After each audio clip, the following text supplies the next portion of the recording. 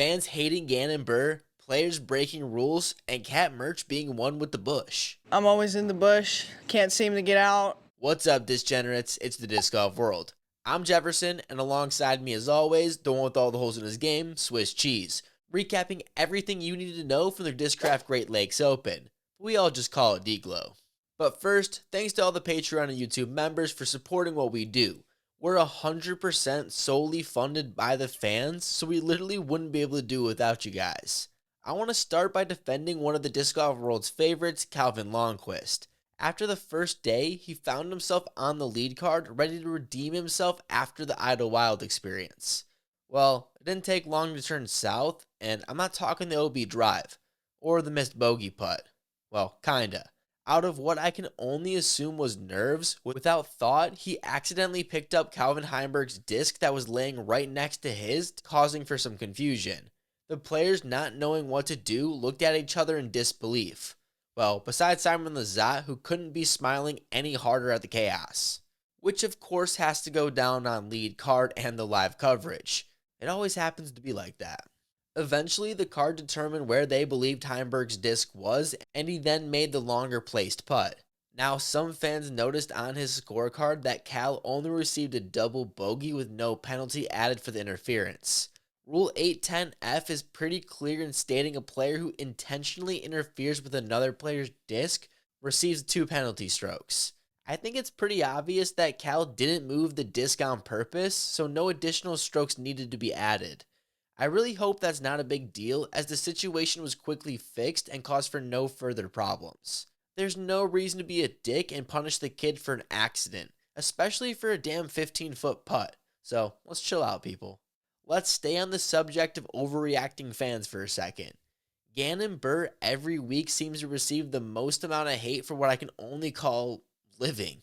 I understand that you guys don't like watching him take forever, but there's 3 other people on those cards not doing their job. To Gannon, he probably doesn't even realize he's taking that much time.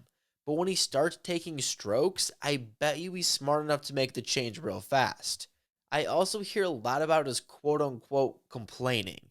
Don't get me wrong, I could go without the classic hands up after a missed putt, but I hate nothing more than when he gives fair criticism to the sport and people just chalk it up to him as whining.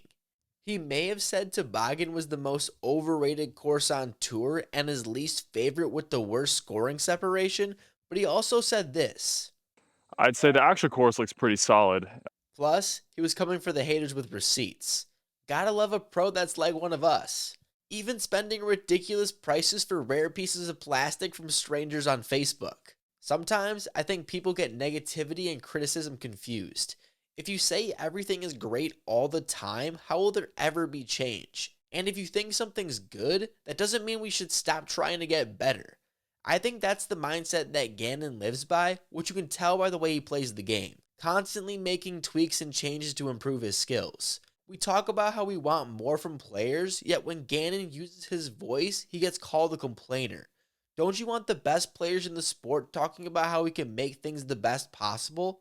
Hate to break it to you, but Gannon is one of those guys. So maybe we should listen. Although, personally, I'm not taking any shit from a guy who rides around in a kid's Jeep. Stick to the Legos. The last drama piece I saw from fans on social media was calling out Rookie of the Year Luke Taylor for his alleged foot faults. Even had some people calling for the ban of step putts as a whole. What are your guys' thoughts on that? I would like to still make a putt from outside 35 feet, so that's going to be a no from me. But drop what you think down below. Also, I'll defend Luke here. His putts are clean, so again, let's take it back a notch. And that's coming from the so-called negative guys. Or, what I prefer, douche. Which only gives me right to bring up the biggest flaw I saw from DGLO. Recently, the topic of pace of play has been highly talked about. Brody Smith discussed the idea on Tour Life, bringing up the idea of the spectator experience being worse when fans have to wait excessive time between cards. Well, after the cut on the final day, the one with the most amount of spectators, it basically left a 2-hole gap minimum between cards. I understand the idea behind cuts and was fully on board previously, but after hearing that perspective and then realizing the situation, I can't be on board with devaluing the experience of the event, especially on the most important day. The goal is still to get as many people to want to come back, spread the word, and get more money back into the tour. A tent full of Costco snacks isn't cutting it anymore. The Jumbotron on hole 1 was a cool addition. Now if we can get literally any other form of fan attraction, that would be dope. Possibly lower the priced event than the alleged $5,000, and maybe then we can get some better outside entertainment, because right now there isn't anything. Which feels strange since there's not only VIP offered, but whatever this VIP plus thing is. Sounds like the next Innova drop to me.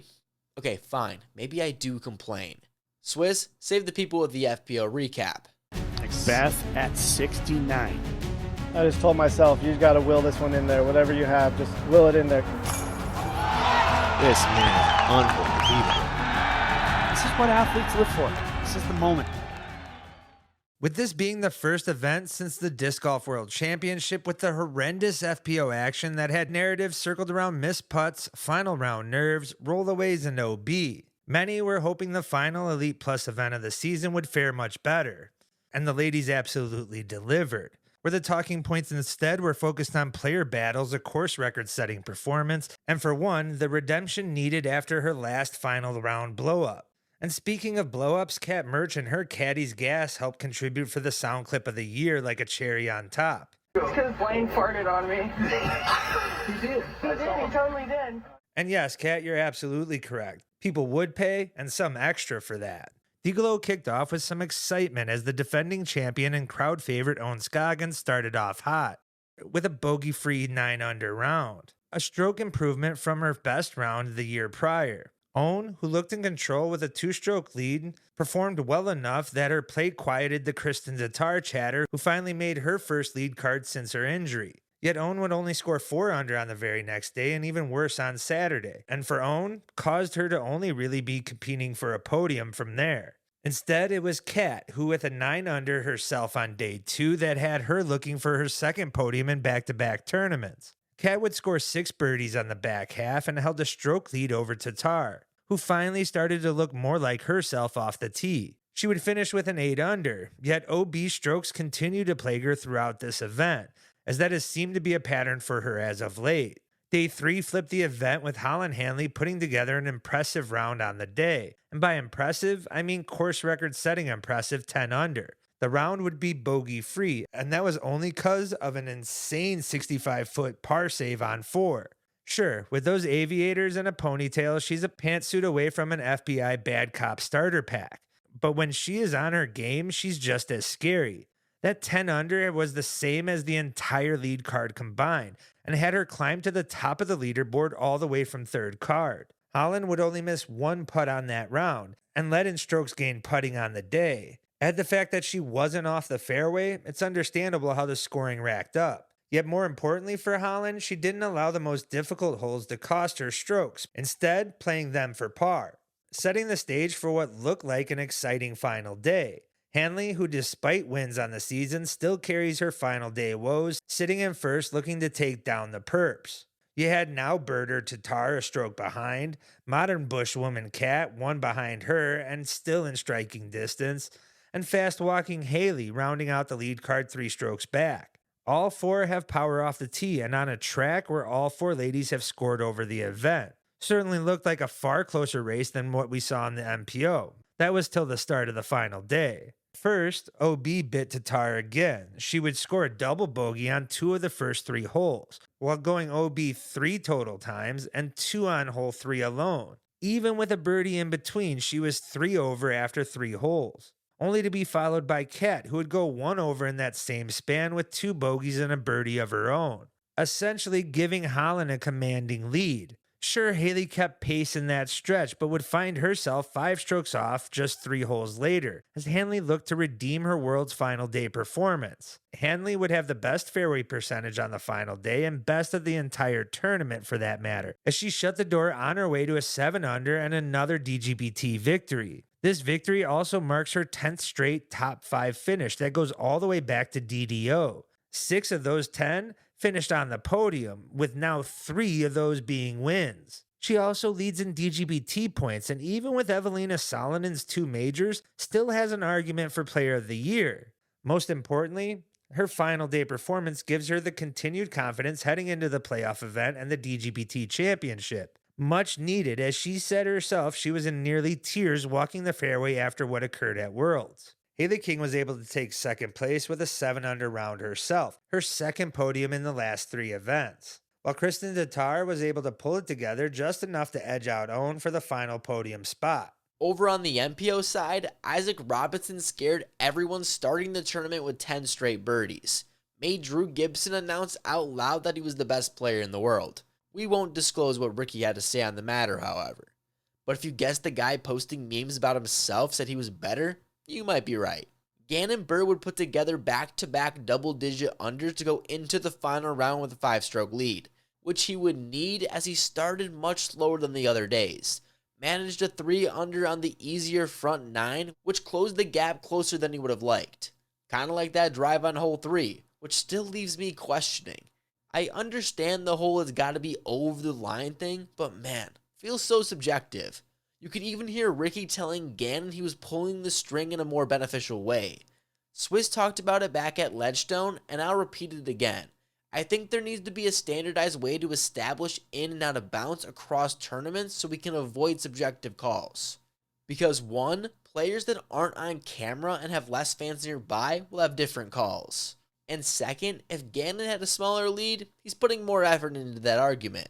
Moving on, as Isaac started to pick up steam with 3 birdies in a row, and with a Buhr bogey on 8, the race got interesting. Who do you think Gavin Babcock was really rooting for? Ricky and Isaac both made pushes, birding holes 12 through 14, getting 2 strokes on Gannon. Although those would be the last, as every opportunity after would not be capitalized on, allowing Buhr to sweep all the Elite Plus events and his 6th win this season. So yeah, 2015 Macbeth who? I know he's mentioned Player of the Year being a big goal of his, and with the resume he's put up so far, he's about a US DGC away from doing something truly incredible. Isaac and Ricky would finish tied in 2nd at 30 under. Evan Smith would secure his annual top 5 per season as he's done the past 3 years. I was telling you about Luke Taylor last week, but I've been on that Evan train since I gave my soul to Clash. So a while is what I'm trying to say. Rounding out the top 5, you got my favorite drinking buddy, Simon Lizotte, even if he orders shitty IPAs. And that's everything you need to know from DGLO as we wrap up the regular season and head to the playoffs. Yep, still sounds stupid. But make sure to subscribe to not miss out on everything you need to know for the rest of the season. Next stop is GMC. Hopefully see some of you there. If anyone happens to have a driveway or somewhere close to the course your boy could crash, it would be much appreciated. In the meantime, I'll see some of you over at the Failure Lake Classic. You're so close to me. I know, I'm trying to get away.